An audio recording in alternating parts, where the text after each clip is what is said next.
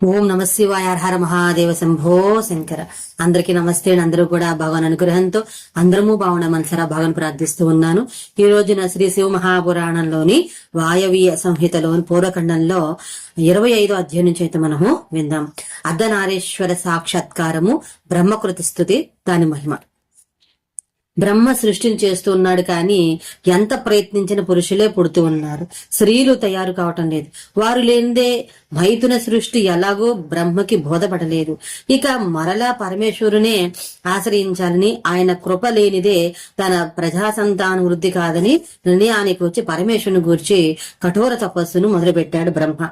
ఆద్య ప్రకృతి అనంత లోక భావిని సూక్ష్మతర శుద్ధ భావగమ్య మనోహర నిర్గుణ నిష్ప్రపంచ నిష్కళ నిత్య నిరంతరం శివుని వద్దనే ఉండే ఆయన యొక్క పరమాశక్తిని కూడా మనసులో పెట్టుకుని ఇరువురిని ధ్యానం కోసము, ఇరువురిని దర్శనం కోసము గట్టి తపస్సు చేశాడు విరించి. ఇలా పరమేష్టి చేసిన తపానికి మెచ్చి ఆయనకి తండ్రి ఆదిదేవుడు ప్రత్యక్షమయ్యాడు. ఎలా ఇంతవరకు ఎవరికి ఇవ్వని దర్శనాన్ని ఇచ్చాడు. ఒక అనిర్వచనీయమైన అంశము, ఒకనొక అద్భుత అపూర్వ రూపంతో దర్శనమిచ్చాడు. అదే అర్ధనారీశ్వర స్వరూపం. భగవంతుడైన మహాదేవుడి విధంగా ఆ అర్ధ శరీరంతో నారీ రూపుడై, మిగిలిన సగం శరీరంతో పురుషుడైన ఈశ్వర రూపుడే తానే స్వయంగా బ్రహ్మ వద్దకు వచ్చాడు. సర్వవ్యాపి సమస్తాన్ని అనుగ్రహించవలసిన వాడు, సత్ అసత్తులకు అంటనివాడు, ఉపమానమే లేనివాడు, శరణాగత వసులుడగు శివును చూసి బ్రహ్మ సాగిలపడి ప్రణామము చేసి లేచి నిలబడి చేతులు జోడించి అమ్మవారిని అయ్యవారిని కలిపి స్తుతించాడు. ప్రకృతి రూపిణి కళ్యాణమయి ఉమాదేవి నీకు జయమవుగాక. సకల దేవతలకు స్వామియగు శంకర ప్రకృతి నాయక నీకు జయమవుగాక. తర్వాత ఈ విధంగా బ్రహ్మదేవుడు స్తుతి చేశాడు. స్తోత్రం చేసి పార్వతీ పరమేశ్వరులతో క్రమంగా హర్షాతిరేకాన్ని పెంచింది. వారు నాటి నుండి నేటి దాకా ఈ స్తోత్రం మనసారా చేసిన వారికి అన్ని ఆనందాలను కలుగజేస్తూ ఉన్నారు. తర్వాతది సాక్షాత్కరించిన ఆది దంపతులు.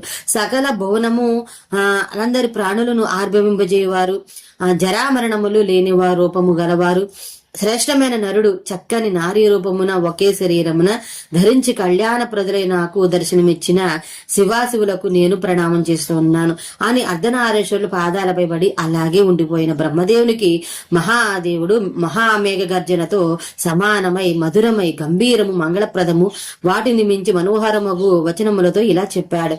బ్రహ్మదేవ, నీకు ప్రజాజనులు వృద్ధి కోసమే తపస్సు చేశావు. తపస్సు చే నేను సంతుష్టునైనాను. ఇదిగో నీవు కోరిన వరాన్ని అనుగ్రహిస్తున్నానని తనకు సహజమైన మధురమైన వచనములతో పలికి తన వామభాగం నుండి రుద్రాణిని ప్రత్యక్షము గావించాడు. ఆమె దేదీప్యమైన విజ్ఞానపు వెలుగుల మధ్య సూర్యుని వలె కాంతులియచున్నది. జనన మరణ జరాది వికారములు ఆమెను చేరవు. ఆ దేవికి నమస్కరించి బ్రహ్మ ఇలా ప్రార్థించాడు. అమ్మా, సకల జగత్తునందు వ్యాపించున నీకు తెలియనిది లేదు, అయినా విన్నవిస్తాను. మహాదేవుడు అందరికంటే ముందు నన్ను సృష్టించి ప్రజా సృష్టి కార్యంలో నియమించాడు. ఆ స్వామి సంకల్పం వల్ల ఆ దేవదేవుని ఆజ్ఞతో నేను సమస్త జగత్తును సృష్టించగలిగాను. కానీ అందరూ పురుషులు పుడుతూ ఉన్నారు. మైథుని సృష్టి ద్వారా సృష్టిని సాగిద్దామనుకున్నా నాకు పురుషుడు నీ దర్శనాన్ని ప్రసాదించాడు. నీకంటే ముందు స్త్రీ జాతి పుట్టలేదు. నీవు దక్షిణ పుత్రికలుగా పుట్టి సృష్టిని కొనసాగించాలి అని ప్రార్థించాడు. అప్పుడు ఆ మహాదేవి శివశంకరుని తలుచుకోగా ఆయన ఆమె కనుబొమ్మల మధ్య కాంతి రూపుడే ఆమెకే కనిపించి తపస్సు చేసి ఇందులో పాల్గొనాలని సూచించాడు. బ్రహ్మ తన శరీరంలో సగభాగంతో విరాట్ పురుషుని సృష్టించాడు. అతడి చరిత్రలో స్వయంభువ మనువుగా నిలిచిన మహా మనువు శతరూప అను అవతారమితో అత్యంత దుష్కరమైన తపమున నుంచి ప్రజ్వలిత యశస్కుడైన మనువును పతిగా పొందింది. ఆదిశక్తి తరువాత కథ గాని సృష్టి క్రమాన్ని గాని అప్పటికే అందరి చరణమై ఉంది కాబట్టి ఇక్కడ చెప్పడం లేదు. ఆ తరువాత శివాశివుల కథ నడిగిన బ్రాహ్మణులను వాయుదేవుడు ఇలా చెప్పసాగాడు. ఒకప్పుడు శుంభనిశుంభులను దైతులిద్దరూ బ్రహ్మ కోసం బ్రహ్మాండమైన తపస్సు చేశారు. చేయునది లేక బ్రహ్మవారు కోరిన వరాన్ని ఇచ్చాడు. ఆ వరమేమనగా వారికి ఏ పురుషుని చేతిలోనూ మరణం లేదు. కామాభారహితమై కనులు మిరిమిట్లు గొలుపు శరీర కాంతి గల కుమారి స్వరూపం మాత్రమే వారిని వధింపగలదు. వరాలు వచ్చిన వెంటనే వారు రెచ్చిపోయి దేవతలను తన్ని తగిలేసి ప్రపంచంలో ఎక్కడెక్కడి యజ్ఞాలను ఆపేసి లోకకంటకులైపోయారు. అప్పుడిక బ్రహ్మదేవుడు మరలా చేయనది లేక శివచరణాలను ఆశ్రయించి ఆ స్వామిని ఇలా ప్రార్థించారు. మహామేధావి అయిన విధాత ఆ స్వామి తనకేమేం చేయాలో ఎలా చేయాలో కూడా తానే చెప్పుకున్నాడు. దేవా, తమరు ఏకాంతమున మాయమ్మను వెటకారం చేసి ఆమె రంగుని విమర్శించండి. మీ మాయా ద్వారా ఆమె గట్టిగా కోపం తెచ్చుకుని కైలాసాన్ని విడి కఠోర తపమాచరించి గౌరీదేవిగా అత్యంత శక్తివంతురాలైన కుమారి శక్తిగా మారేలా చెయ్యండి. కాబట్టి ఇట్టి కామభావరహితమైన కుమారి స్వరూపముగు శక్తిని శుంభనిశుంభులను వధించడానికి ఆ దేవతలకి సమర్పించండి. సరే, అలాగే అన్నాడు స్వామి. బ్రహ్మ చెప్పిన ప్రణాళికలను అమలులో పెట్టాడు. అంతా వారు అనుకున్నదే జరిగింది. అయినా ఈ విశాల విశ్వంలో ఇద్దరు పరమాత్మ స్వరూపులు అనుకున్నట్టుగా కాక మరోలా ఏది మాత్రము జరుగుతుంది? మహామాయాదిశక్తి ఏ మాయ చేయగలిగారు? పాపమా తల్లి తన స్వామి తన అందాన్ని శ్యామవర్ణం కారణంగా ఆక్షేపించడం చూసి క్రోధితురాలైంది. అయినా శంకర్ నిందించలేదు. యతి నింద పతి నింద కూడా కుదరంటారుగా. పైగా ఇక్కడ రెండు ఆయనే. చిరునవ్వుతోనే పాన్పును దిగి పరమేశ్వరునికి నమస్కరించి, ప్రభు, సతికి పతి మెచ్చినదే అందం. నేను గౌరీదేవిని అవుతాను. తపస్సు ద్వారా మిమ్మల్ని పొందడం నాకేం కొత్త కాదు. నేను ఘోర తపనరించి బ్రహ్మను ఆరాధించి శ్యామల వర్ణాన్ని వదలగొట్టుకోగలను. మరలా కుమారిగా సకల చైతన్యానికి మారు పేరైన గౌరీదేవిగా ఉద్భవించగలను. మీరు నన్ను అనుమతించి ఆశీర్వదించండి, పంపించండి అని చెప్పింది. పార్వతీదేవి తపస్సు శుంభని వధ అయితే మనము విందాం. వాయుదేవుడు ఇంకా ఇలా చెప్పసాగాడు. చూసారా ఋషులారా, భగవంతుడు శివుడు కూడా మన కొరకు కొన్ని త్యాగాలు చేయవలసి వచ్చింది. పార్వతి ఎడబాటు ఆయనకి తన వియోగం ఆమెకు వలె దుస్సహమే. అయినా ఆయన గంభీరంగానే ఉన్నాడు. అమ్మవారు పొంగుకొస్తున్న దుఃఖాన్ని ఆపుకొని మనసును తపస్సుకి సిద్ధం చేసుకుని తానొకప్పుడు తపము చేసి తాపసి వేషముననున్న పతిని గెలుచుకున్న చోటనే తపస్సును ఆరంభించింది. తాపసి వేషాన్ని ధరించి కఠోర నియమాలతో మిక్కిలి తీవ్రము పరమ దుష్కరము నైన తపమునరించి సాగింది. మనసులో తన భర్త పవిత్రాపాదార విందాలని ధ్యానించింది. నా భర్తకు శంకరుడు బ్రహ్మరూపాన్ని ధరించి వచ్చి నా తపమునకు తగిన ఫలాన్నిస్తాడు అనే దృఢ విశ్వాసంతో ఆమె తపస్సు చేసింది. ఇలా చాలా కాలం గడిచిపోయింది. ఒకనొకడుక వ్యాఘ్రం ఆకలితో వచ్చింది. అది క్రూర స్వభావంతో ఈ స్త్రీని తిని ఆకలి తెచ్చుకోవాలని కోరికతో అక్కడికి వచ్చింది. కానీ అదేమి చిత్రమో గాని పార్వతీదేవిని సమీపించగానే ఆ దుష్టమైన పులి శరీరం జడరమైపోయింది.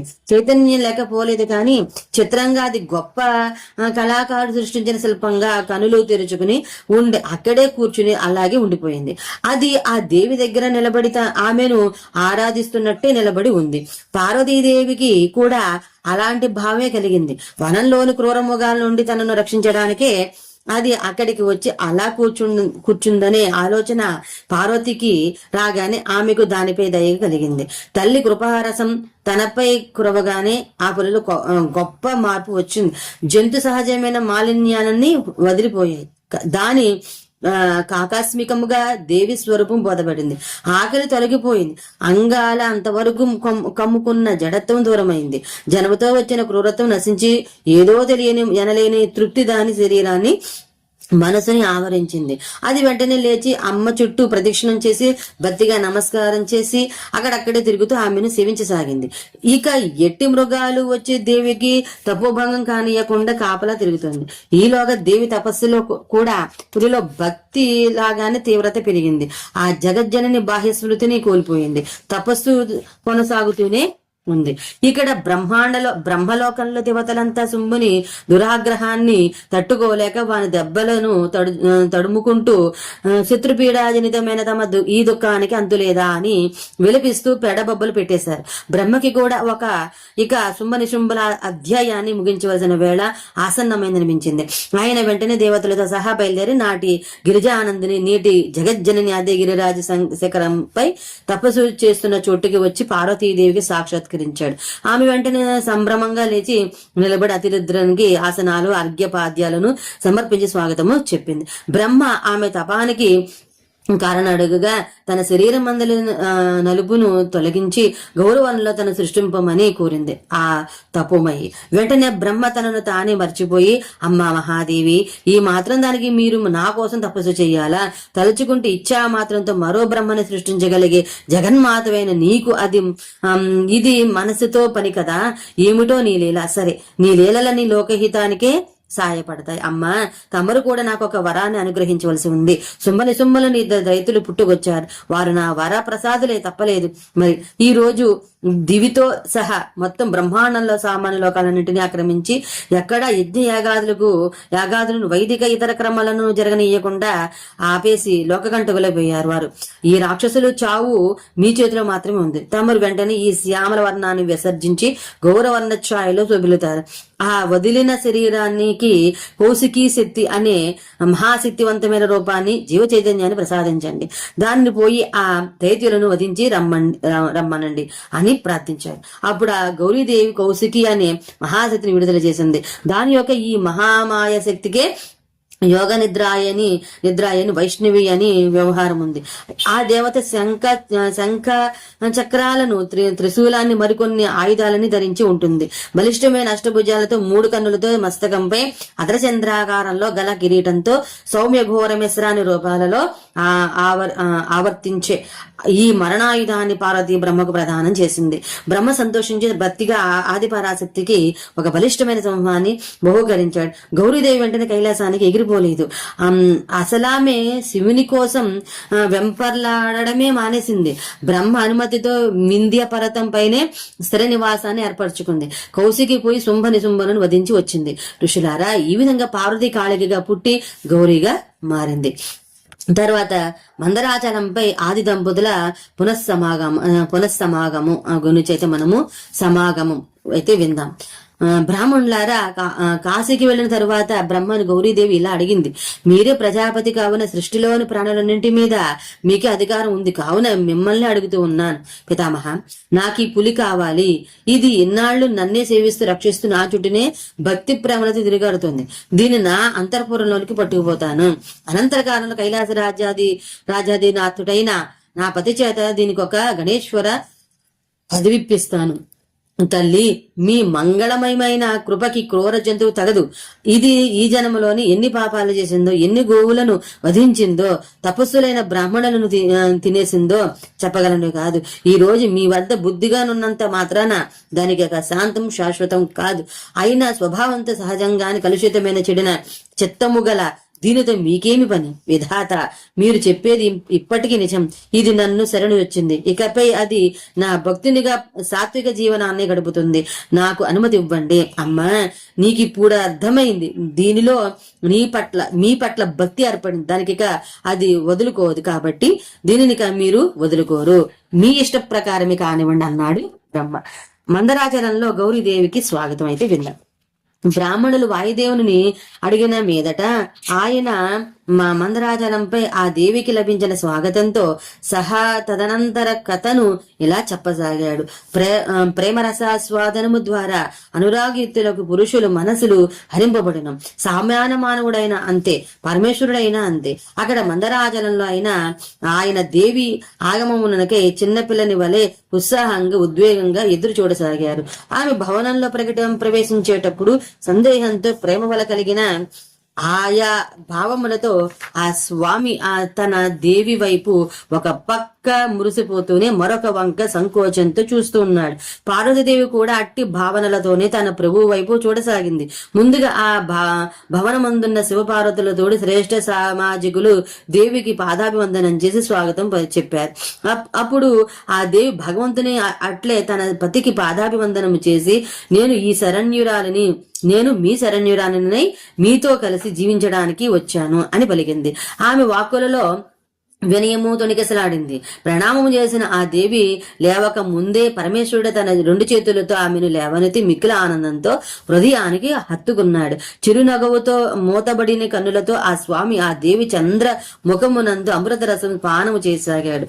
ఇంకను తనవి తీరక ముందే ఆలస్యం అయిపోతుందనే అన్నట్లుగా ఆమెను నడిపించుకుంటూ సింహాసనం వద్దకు పోయి ఆమెను తన అంకసీమలో కూర్చుండబెట్టుకుని సతీ విహారమును సమాప్తం చేసుకున్న ఒక సామాన్య భర్త వలె ఆమెతో ప్రియవచములను చెప్పుకున్నాడు. ఆ క్రమంలో భాగంగా తాము విద్యాత్మ వేదాత్మలయమని తాము వెరుగుట గాని తమ మధ్య విరహము గాని అసంభవమని తాను ఆమెను వెటకారం చేసిన, ఆమె తనపై కోపించిన అది లోక కళ్యాణం కోసమేనని విహరించాడు. పార్వతీదేవి ముందుకు సిగ్గులో ఆపై ఆనందంలో మునకలు వేసి ముందు ఎట్టి సమాధానం ఇవ్వలేకపోయింది. తర్వాత నెమ్మదిగా తన తపస్సుకి మెచ్చి సాక్షాత్కరించి తననే వరము కోరుకున్న తల రాతల వేలుపు మేధావుల తుది మలుపుయగు బ్రహ్మదేవుని కోరికల గుర్చి చెప్పింది. తాను కోసికిని సృష్టించి ఇచ్చానా నీ తాను పోయి సుంబను వధించి బ్రహ్మ గుండె బరువుని దేవతల తర బరువుని దించిన వైనాన్ని పేర్కొంది. తరువాత తాను గౌరీదేవిగా మారి స్వామి సేవకు పునరంకిత మొగుటను విచ్చేశానని చెప్పింది. ఈలోగా పార్వతి ఆజ్ఞపై ఒక సఖీ గౌరీ తపోమిత్రమైన వ్యాఘ్రమును కొని వచ్చింది. దాని నాయనకు చూపి ఇలా చెప్పింది, ప్రభు, ఈ వ్యాఘ్రాన్ని మీకు కానుకగా తెచ్చాను. దీన్ని చూడండి. దీనితో సమానమైన నా ఉపాసకులు ఇంత ఎవ్వరూ లేరు. అంటే నా భక్తిలో గాని ఉపాసకుల్లో గాని దీనంత మూఢ మమకారము, నిస్వార్థ భక్తి భావం, సేవాభావం లేదు. క్రూర మృగాల నుండి ఈ నా తపోవనాన్ని ఇన్నాళ్లు రక్షించింది. దీనికి నా ఎందుగల భక్తి భావం అరుదమైంది. ఇది నా రక్షణ కార్యమును నిర్వహించి నా విశ్వాసాన్ని చూరగొంది. నన్ను సంతోషపరచడానికి తన దేహాన్ని విడిచి ఇక్కడికి నాతో వచ్చేసింది. మహేశ్వర, మీరు నా రాక వలన ప్రసన్నులైతే నన్ను నిజంగానే మిక్కిలిగా ప్రేమిస్తూ ఉంటే దీనిని మన లోకంలో ఒక గణేశుని చెయ్యండి. నందితో చెప్పి అంతఃపుర ద్వారం దగ్గర ఇతర రక్షకులతో కూడి వారి చిహ్నములు ధరించి ఈ వ్యాఘ్రం కూడా నిరంతరం నా కను చూపు మేరల్లో ఉండేలా అనుగ్రహించండి. పండితులారా, దీనికి పరమేశ్వరుడు ఏమన్నాడో చెప్పనక్కర్లేదు కదా. నందీశుడు వచ్చాడు. ఆ వ్యాఘ్రం అదే క్షణంలో శరీరాన్ని విడుచుకుంటూ బంగారు బెత్తాన్ని రత్నాలతో పొదిగిన కవచాన్ని, సర్పాగార ఖడ్గాన్ని, రక్షకులకు తగిన వేషాన్ని ధరించి గణాధ్యక్ష పదవిలో ప్రతిష్ఠితుడైన పురుషునిగా మారింది. పార్వతి ఆనందానికి అవధుల్లే. నాటి నుండి అతడు సోమనంది నామంతో ప్రసిద్ధుడయ్యాడు. నంది, సోమనంది తమకు నమస్కరించి చెనిన వెనుక చంద్రశేఖరుడు పార్వతిని స్వయంగా రత్నమయ దివ్యాభరణాలతో అలంకరించాడు. తర్వాత శివుడు తన సంపూర్ణ మనోహరిణి అయిన ఆ గౌరీదేవిని శయ్యపై ఆసీనురాలిని చేసి స్వయంగా అన్ని అలంకారాలతో అలంకరించాడు. తర్వాతది పాశుపత వ్రత విధానము, మహిమ, భస్మధారణ మాహాత్యం అయితే విందాము. ఋషులు ఇలా అడిగారు వాయుదేవుని, భగవాన్, పాశుపత వ్రతాన్ని అనుష్ఠించిన బ్రహ్మాది దేవతలందరూ పాశుపతులుగా పరిగణింపబడ్డారని మేము వినియున్నాం. మీరు వ్రతాన్ని మాకు ఉపదేశించవలసిందని వేడుకుంటున్నాం. వారు వంక వాత్సల్యంగా చూసి వాయుదేవుడు ఇలా అన్నాడు, మహర్షులారా, ఇది గోప్యము, గోపనీయము, రహస్యం. దీనిని తెలిసిన వారు విషయంలోనే అరుదు. అయినా అర్హత ఉన్నవారు అడిగారు కాబట్టి చెప్తాను. సకల పాపాలను హరించే ఈ వ్రతము అథర్వ శీర్షంలో వర్ణింపబడింది. ఈ వ్రతరాజాన్ని చిత్తా నక్షత్రయుక్త పౌర్ణమి నాడు ఆచరించాలి. శివుని చేత అనుగ్రహింపబడిన స్థలమే దీనికి తగిన ప్రదేశం. శివక్షేత్రం, తోటలు, మునగు అడవి ప్రాంత ప్రదేశాలు దీనికి ప్రశస్తములే. వ్రతం మొదట ప్రయోదశి నాడు చక్కగా స్నానం చేసి నిత్యకర్మలను పూర్తి చేసుకున్నాక ఆచార్యుని గావించి ఆయన నమస్కరించి పూజించాలి. వ్రతానికి కావలసిన ద్రవ్యాలతో దేవతలను విశేషంగా పూజించాలి. వ్రతి అంటే ఉపాసకుడు స్వయంగా తలబట్టలను తెల్లటి జంధ్యములను, తెల్ల పువ్వులను, శ్వేత చందనాన్ని ధరించాలి. కుశాసనంపై కూర్చోవాలి. చేతిలో పిడిగడు కుశలను తీసుకుని తూర్పు లేక ఉత్తర దిశ వైపు తిరిగి 3 ప్రాణాయామాలు చేయాలి. తరువాత భగవంతుడికి శివుని, దేవదేవి యొక్క పార్వతి మాతను ధ్యానించాలి. శివశాస్త్రంలో తెలుపబడ్డ విధానాలను అనుసరించి ఈ పాశుపతావ్రతాన్ని చేస్తానని సంకల్పం చేసుకోవాలి. ఈ శరీరం పడిపోయేదాకా గాని 12 6 లేక 3 సంవత్సరాలు గాని నెలలు గాని ఇవేమీ కుదరకపోతే 12 6 లేక 3 దినాలైన ఈ దీక్షను చేపట్టాలి. సంకల్పం చేసి విరజాహోమం కోసం విద్యుక్తంగా అగ్నిని స్థాపించాలి. క్రమంగా నిజ సమిధలతో చెరువు హోమంలోని పక్వాహారంతో ఆవాహనం చేయాలి. ఆ తర్వాత ఆచార్యుని ఉపదేశం మేరకు మూల మంత్రాన్ని తత్వశుద్ధి యొక్క ఉపదేశంతో మరలా చదువుతూ సమిధలు మొదలుగా గల సామగ్రులతో ఆహుతిని వాటిని ఇస్తున్నప్పుడు నా శరీరంలో గల తత్వాలన్నీ పరిశుద్ధం కావాలి గాక అని పదే చింతన చేస్తూ ఉండాలి. ఆ తత్వాల నామాలు అనగా పంచభూతాలు, వాటి తన్మాత్రలు, 5 జ్ఞానేంద్రియాలు, 5 కర్మేంద్రియాలు, పంచ విషయాలు, చర్మాది సప్తధాతులు, ప్రాణాది పంచవాయువులు, మనసు, బుద్ధి, అహంకారం, ప్రకృతి, రాగము, విద్య, కళ, నియతి, కాలము, మాయ, శుద్ధమైన విద్య. వీటితో పాటు మనిషి మనసులో ఉండే మహేశ్వరుడు, సదాశివుడు, శక్తి తత్వం, ఇవన్నీ క్రమంగా మానతత్వాలే అవుతాయని చెప్పబడింది. సాధుడు విరజా మంత్రాలతో ఆహుతులను నొసగి అంటే హోత రజోగుణము నుండి పరిశుద్ధుడవుతాడు. శివుని అనుగ్రహాన్ని పొంది జ్ఞానవంతుడవుతాడు. ఇలా ఆహుతులను చాగా ఆవు పేడను తెచ్చి దానిని ముద్దగా చేయాలి. మంత్రాలతో ఆచార్యుడు ఇచ్చిన ఒకే మంత్రమైన దాన్ని నభిమంత్రించి గిన్నెలో వేర్చాలి. తరువాత దాన్ని ప్రోక్షణం చేయాలి. హోత ఆ రోజంతా అవిష్యాన్ని తినాలి. రాత్రి గడిచి తెల్లారాగానే చతుర్దశల దినను బట్టి ఎప్పుడు మొదలు పెట్టాలో చూసుకోవాలి. ఇలా మరలా 5 వరకు చెప్పిన కృత్యాలను చేయాలి. ఆ రోజు మిగిలిన సమయమంతా ఏమి తినకుండా గడపాలి. పున్నమ నాటి తెల్లారాక కూడా ఇలాగే హోమకర్మను నిర్వహించి రుద్న అగ్నిని ఉపసంహరించాలి. తరువాత సాధకుడు జటను నుంచుకోవచ్చు లేదా శిరోముండనమును చేయించుకుని శిఖను మాత్రం ఉంచుకోవచ్చు. దానికి ముందే ప్రయత్నపూర్వకంగా హోమం నుండి వీలైనంత భస్వాన్ని తీసుకుని ఉంచుకోవాలి. తర్వాత స్నానం చేసి సాధకుడు ఎక్కడో వనాలలో సిగ్గుకి దూరంగా ఉండే దిగంబరంగా ఉండిపోవచ్చు. అలా కాకుంటే కాషాయాన్నో మృగ చర్మాన్నో కట్టాలి.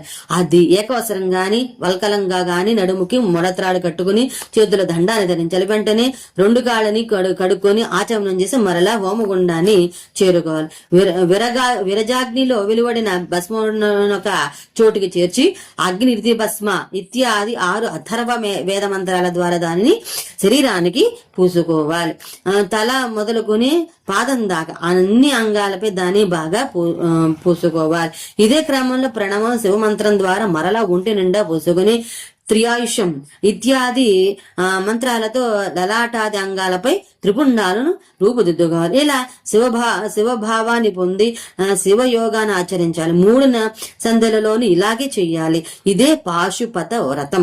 ఇది భోగమోక్షాలను కలిగిస్తుంది, జీవుల పశుభావాన్ని తొలగిస్తుంది. ఇలా పాశుపత వ్రతం ద్వారా మనము పశుత్వాన్ని పరిత్యజించాలి. స్మరణాడు లింగమూర్తి సనాతన మహాదేవుని పూజించాలి. ఐశ్వర్య శక్తి అంటే ఐశ్వర్య శక్తి ఉంటే బంగారు అష్టదళ కమలాన్ని చేయించాలి. దానిలో 9 రకాలైన రత్నాలను సంధించాలి.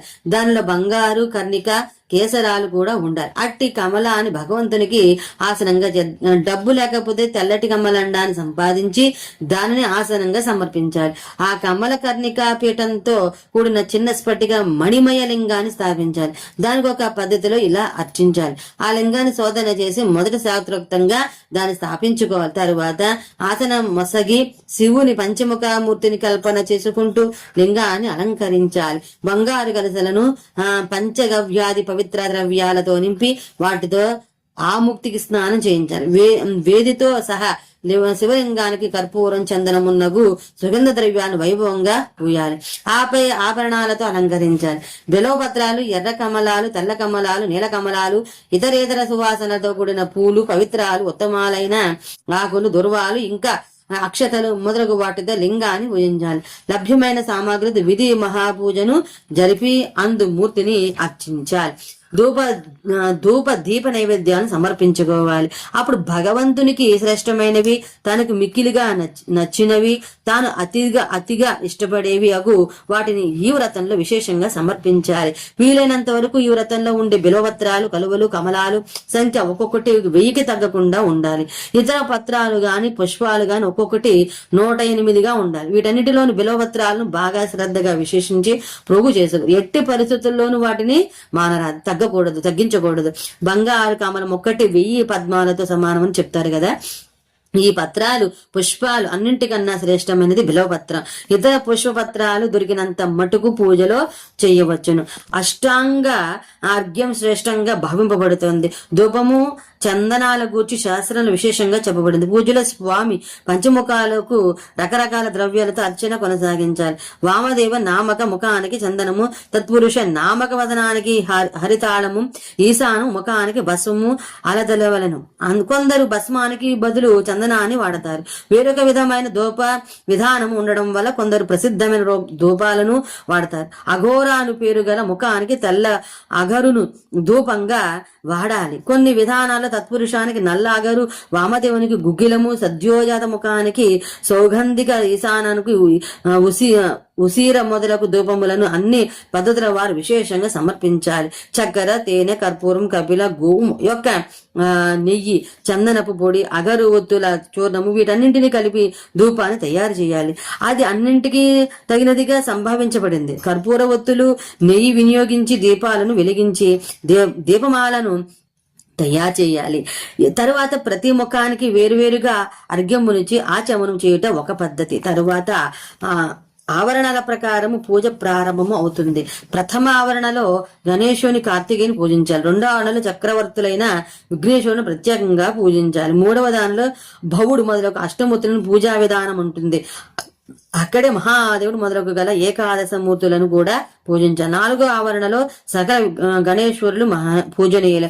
పంచమ ఆవరణ యందు కమలము యొక్క పై భాగంలో క్రమంగా 10 మంది దిక్పాలకులను, వారి ఆశ్రములను, వారి అనుచరులను కూడా పూజించాలి. ఇక్కడే బ్రహ్మమానస పుత్రులను, సమస్త జ్యోతిర్గణాలను, సకల దేవీ దేవతలను, ఆకాశ విహారాలను, పాతాల వాసులను, సకల మునీశ్వరులను, యోగులను, సమస్త యజ్ఞాలను, ద్వాదశ సూర్యులను, మాతృకలను, గణములతో కూడిన క్షత్రపాలకులను పూజించాలి. వీరంతా శంకర విభూతులే కాబట్టి ఆ స్వామిని సంతోషపెట్టడానికి వీరందరినీ పూజించుట జరుగుచున్నది. తనకి ఇష్టలైన వారిని పూజిస్తే తాము సంతుష్టులయ్యే ప్రత్యేక వాత్సల్యము దేవదేవునిలో కూడా ఉందనుకోవడం మానవ లక్షణం. ఇలా ఆవరణ పూజ ముగిసిన తరువాత పరమేశ్వరుని పూజించాలి. ఆ స్వామికి నెయ్యి, వ్యంజనాలతో కూడిన మనోహరమైన అవిష్యాన్ని బతితో నివేదించాలి. ముఖశుద్ధికి అవసరమైన ఉపకరణాలతో పాటు తాంబూలమును నొసగి నానా విధాలైన పూలతో మరలా మన ఇష్టదైవాన్ని అలంకరించాలి. అప్పుడు హారతినివ్వాలి. పిదప మిగతా కార్యక్రమాన్ని పూర్తి చేయాలి. గిన్నె, ఇతర ఉపకరించడి సామాగ్రితో శయ్యను సమర్పించాలి. శయ్య మీద చంద్రకాంతులు ఆరానుంచాలి. రాజుకు తగిన మనోహర వస్తువులను అన్ని విధాలా పోగు చేసి ఆ శయ్యను తాను పూజించి ఇతరులచే కూడా చేయించాలి. ప్రతి పూజలోనూ ఆహుతులు ఇవ్వాలి. దీని తరువాత స్తుతి, ప్రార్థన, జపాలను చేసి ప్రదక్షిణ నమస్కారాలను చేయాలి. పంచాక్షరి విద్య కూడా జపించాలి. అప్పుడు తనను తానే దేవునికి సమర్పించుకున్నట్లు మంత్రాలను చదవాలి. ఆ తరువాత సాధకుడు తన ఇష్ట దైవం ఎదుటనే గురువును, బ్రాహ్మణులను కూడా పూజించాలి. తదుపరి అజ్ఞాని 8 పూలతో పూజించిన లింగాన్ని విసర్జించాలి. ఇంకా అగ్నిదేవుని కూడా విసర్జించి పూజను ముగించాలి. ప్రతిదినము ఇలాగే అనుకున్నంత సంకల్పితనంత కాలము ఈ పూజలను ఇలాగే చేస్తూ ఇంతకు ముందు చెప్పినట్లు శివలింగాన్ని సేవిస్తూ ఉండాలి. పూజ ముగిసిన తర్వాత సువర్ణమయమైన కమలమును, ఇతర ఉపకరణాలతో పాటు శివలింగాన్ని గురువు చేతిలో పెట్టాలి. ఆయన ఆజ్ఞాపిస్తే శివాలయాన్ని స్థాపించాలి. గురువులను, బ్రాహ్మణులను, తన కన్న ముందు విశేష వ్రతాలను తలపెట్టిన వారిని పూజించి సంతోషపరిచి సన్మానించి పంపాలి. సామర్థ్యం మేరకు భక్తులకు బ్రాహ్మణులను, దీనులను, అనాథలను సంతుష్టపరచాలి. వ్రతి ఉపవాసం ఉండలేకపోతే ఏవో పళ్ళు తిని గాని పాలు త్రాగి గాని ఉండి పోవచ్చును. ప్రతిదినము రాత్రి పరిమిత భోజనాన్ని చెయ్యాలి. పవిత్ర భావంతో నేల మీద నిద్రించాలి. భస్వం మీద గాని తృణాల మీద గాని మృగచర్మం మీద గాని శయనించాలి. ప్రతిదినము బ్రహ్మచర్యమును పాటించుచు ఈ వ్రతానుష్ఠానమును పాటించాలి. ఒంట్లో ఓపిక ఉన్నవారు ఆదివారం నాడు ఆరుద్ర నక్షత్రంలో 2 పక్షాల్లో పున్నమి అమావాస్య నాడు అష్టమి చతుర్దశి నాళ్ళు ఉపవాసం ఉండాలి. మనసు వాక్కు క్రియల ద్వారా పాఖండులు పతితులు రజస్వలు మైలపడిన వారు అత్యజులు మొదలైన వారి సంపర్కాన్ని ప్రతిష్ఠించాలి. నిరంతరము క్షమ దానము దయ నిత్య భాషణము అహింసలందే తర్పణలు కావాలి. సంతుష్టులై శాంతులై జపధ్యానరతులై ఉండాలి. 3 పూటల జల స్నానము గాని భస్మ స్నానము గాని చేస్తూ ఉండాలి. మనోవాక్య కర్మల ద్వారా విశేష పూజలు సలుపుతూ ఉండాలి. వ్రతధారి చేతి వెంట అశుభ కార్యము జరగరాదు. ఒకవేళ ప్రమాదవశాత్తు అలాంటి జరిగితే తన గురువుని సంప్రదించి దోష నివారణ కోసం ప్రయత్చిత్తంగా పూజలు హోమాలు చేయాలి. వ్రతము జరుగుతున్నన్ని రోజులు మర్చిపోయినా పొరపాటైన అశుభమును ఆచరించరాదు. సంపద ఉంటే దానికి తగ్గట్టు గోదానము వృషోస్తర్గము పూజనము చేయవచ్చును. బ్రాహ్మణులారా, ఇది పాశుపత వ్రత విధానము. భక్తుడైన పురుషుడు నిష్కామ భావంతో శివుని ప్రీతి కొరకే ఇదంతా చెయ్యాలి. ఇక శాస్త్రమును అనుసరించి ఏ మాసంలో ఏ ద్రవ్యంతో చేసిన శివలింగాన్ని ఆరాధిస్తారో వినండి. వైశాఖ వ్రజము, శ్రావణ ఇంద్రనీలము, కార్తీక పడగము, జ్యేష్ఠ మరకతమణి, భాద్రపద పద్మరాగము, మార్గశిర వైఢూర్యము, ఆషాఢ ముత్యము, ఆశ్వేద గోమేధిక, పుష్యము పుష్యరాగమణి, మాఘము సూర్యకాంతమణి, ఫాల్గుణ చంద్రకాంతమణి, చైత్ర మరల సూర్యకాంతమణి. ఈ వజ్రాలు రాళ్లు దొరకకపోతే యథాశక్తి అన్ని మాసాలు బంగారు వెండి రాగి శివలింగాన్ని వాడవచ్చు. ఇహ ఆహవనము తర్వాత సమాప్తిలో వ్రతి ఆచారుని ఇంతకు ముందు ఈ వ్రతము చేసిన బ్రాహ్మణులను పూజించాలి. ఆచార్య ఆజ్ఞతో తూర్పు వైపు గాని ఉత్తరం వైపు గాని కుశాసనముగా కూర్చుని కుశలను చేతబట్టుకుని ప్రాణాయామం చేసి సదాశివుని ధ్యానిస్తూ శక్తి ఉన్నంత సేపు మూల మంత్రాన్ని జపిస్తూనే ఉండాలి. చివరిగా గురువు గారి అనుమతి పొంది చేతులు జోడించి నిలబడి భగవన్, ఇప్పుడు నేను మీ ఆజ్ఞతో ఈ వ్రతమును విసర్జించుచున్నానని చెప్పాలి. ఇలా పలికి శివలింగ మూల భాగానికి ఉత్తర దిశలో కుశలను వదిలిపెట్టాలి. తదనంతరము దండమును వస్త్రమును శిఖను మొలత్రాటిని కూడా విసర్జించాలి. దీని తరువాత విధిపూర్వకంగా ఆచమనం చేసి పంచాక్షర మంత్రాన్ని జపిస్తూ అక్కడి నుండి లేచిపోవాలి. బ్రాహ్మణులారా, ఇక భస్మము యొక్క గొప్పదనాన్ని గూర్చి వినండి. భస్మము అలదుకొని అలవాటుగా అందులోనే మొత్తం శరీరాన్ని ఎప్పుడు ఉంచుకుంటూ విద్వాంసుడైన బ్రాహ్మణుడు మహా అవాతకములు వాటి నుండి పుట్టిన మిక్కిలి భయంకరమైన పాపం నుండి కూడా ముక్తులగును. రుద్రాగ్ని అన్నింటికంటే ఉత్తమమైన వీర్యము. నిజానికి భస్మము అదే అన్ని వేళలా భస్మము ధరించువాడు వీర్యవంతుడవుతాడు. భస్మమునందు నిష్ట కలిగిన పురుషుని దోషాలన్నీ ఆ భస్మంతోటి సంయోగంతో దగ్ధమై నశిస్తాయి. భస్మ నిష్ఠుల వద్దకు మృత ప్రేతాలు పిశాచాలు సహింపరాని రోగాలు రావు, దూరంగా పరిగెత్తిపోతాయి, పారిపోతాయి. భస్మ శరీరాన్ని కాంతివంతంగా చేస్తుంది కాబట్టి అది భసితము అనబడుతోంది. అలాగే పాపమును భక్షించు కారణమున ఆ స్వామికి భస్ముడు అనే పేరు కూడా వచ్చింది. భూతికి ఐశ్వర్యానికి కారణమొకట వలన దానికి విభూతి అనే వ్యవహారం కూడా గలదు. విభూతి రక్షించినది కనుక దానికి వేరొక పేరు రక్ష. పరమేశ్వరునికి సంబంధించిన భస్మమే శివభక్తులను గొప్ప అశ్రమగును. ఎందుకంటే అది ధౌమ్య మహాముని యొక్క పెద్దన్నగారైన ఉపమన్యు మహర్షి తపస్సు నుండి వచ్చినది. ఈ విధంగా మనము వాయవీయ సంహితలోని పూర్వఖండంలో సమాప్తమైంది మొత్తము. తర్వాత మనము ఉత్తర భాగం గురించి అయితే వాయువీయ సంహితలో ఉత్తర భాగం గురించి అయితే విందాము. అంతవరకు స్వస్తి. ఆ భగవాన్ యొక్క అనుగ్రహం మనందరిపైన ఉండాలని కోరుకుంటూ ఉన్నాను. సర్వే జనా సుఖినో భవంతు, సమస్త మంగళాని భవంతు. స్వస్తి. హర హర మహాదేవ శంభో శంకర.